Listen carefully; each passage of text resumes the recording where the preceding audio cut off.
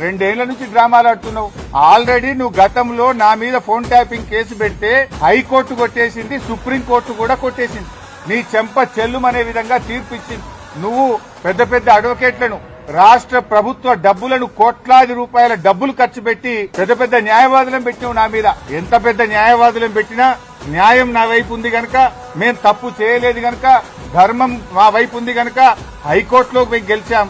Supreme court కూడా నీ చెంప చెల్లుమనే విధంగా నువ్వు స్పెషల్ లీవ్ పిటిషన్ వేస్తే కూడా కొట్టివేసింది.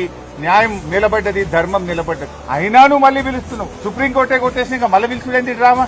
ఎన్ని రోజులు ఈ డ్రామా నడుపుతావు? 2 సంవత్సరాలు దాటిపోయింది. అంటే ఒక కంటిన్యూస్ గా ప్రజల్ని ఎంగేజ్ చేయాలని, మీడియాను డైవర్షన్ చేయాలని, ప్రజల అటెన్షన్ డైవర్షన్ చేయాలని. నువ్వు ఎంత డైవర్షన్ చేసినా నేను ఎడవం. నీ బొగ్గు కుంభకోణం గురించి నిలదీస్తూనే ఉంటాం. నువ్వు ఆంధ్రాకు అమ్ముడు పోయిన విధానాన్ని నిలదీస్తూనే ఉంటాం. ఎల్టీపీ పాలసీ ఇండస్ట్రీ కుంభకోణం గురించి నిలదీస్తూనే ఉంటాం. నీ పవర్ స్కామ్ గురించి నిలదీస్తూనే ఉంటాం. నీ యొక్క అవినీతి బాగోతాలు అన్ని కూడా బయట పెడుతూనే ఉంటాం. 6 గ్యారంటీల కోసం తెలంగాణ ప్రజల పక్షాన నిన్ను ప్రశ్నిస్తూనే ఉంటాం, నిలదీస్తూనే ఉంటాం.